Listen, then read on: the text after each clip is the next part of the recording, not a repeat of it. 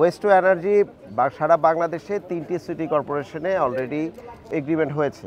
একটি হচ্ছে ঢাকা উত্তর সিটি কর্পোরেশন ল্যান্ডফিলের জায়গায়, আর একটি খুলনাতে আলোচনা করা হয়েছে এবং এটা এগ্রিমেন্ট হয়েছে। আর তৃতীয়টি হচ্ছে গাজীপুরে আমিনবাজার ল্যান্ডফিলেরটি হচ্ছে অলরেডি কনস্ট্রাকশনের কাজ তারা হাত দিয়েছে। একটি নীতিমালার অভাব ছিল, পরিবেশ অধিদপ্তর থেকে নীতিমালাটি পুরো ফাইনাল করে দেওয়ার কথা এবং এই মাসের মধ্যে খুব দ্রুতই সরকারি নীতিমালাটা হয়ে গেলে হয়তোবা এই স্থান থেকেও ওয়েস্ট টু এনার্জিতে আমরা আসলে ইমার্জেন্সি নিয়ে যেতে হবে। তো সুতরাং 3টি এগ্রিমেন্ট হয়েছে সারা বাংলাদেশে, এর মধ্যে আমিনবাজারের কাজটি চলমান আছে এবং আমরা আশা করি হয়তোবা এই মাসে অথবা তার পরের মাসে চাইনিজ যে কোম্পানির সাথে আমাদের এগ্রিমেন্ট হয়েছে তাদের সাথে মিলে আমরা এটা অফিসিয়ালি ইনঅগ্রেশনে যাব সরকারি নীতিমালা প্রকাশের পরপরই। আর দ্বিতীয় যে বিষয়টি হচ্ছে সেটা হচ্ছে যে 2 সিটি কর্পোরেশনেরই বিভিন্ন জায়গায় ওয়েস্ট ম্যানেজমেন্টটি এখনো ঠিকমতো ম্যানেজমেন্টের পর্যায়ে যায়নি। এটা একটা বড় কারণ হচ্ছে যে আগে যখন ওয়েস্ট ম্যানেজ করা হতো তখন ঘর থেকে কমিউনিটি 20 টাকা বা 30 টাকা চাঁদা দিয়ে কিন্তু সেকেন্ডারি এসটিএস পর্যন্ত নিয়ে যেত, কিন্তু গত 12-15 বছরে একটি স্থানীয় ওয়েস্টের ব্যবসাটাকে স্থানীয় রাজনীতিবিদরা একটি টাকার ইনকামের জায়গায় তৈরি করেছেন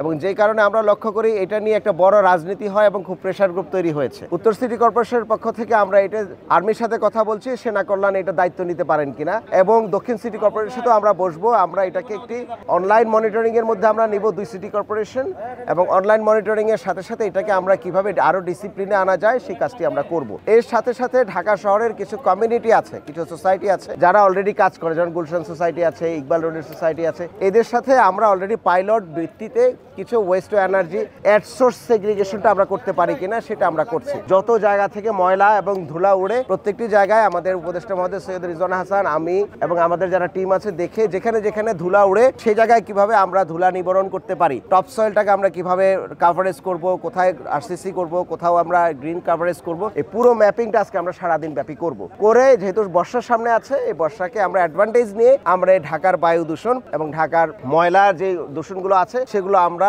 অ্যাকশন প্ল্যান করে খুব দ্রুত সমাধানের জন্য কাজ শুরু করে দিব।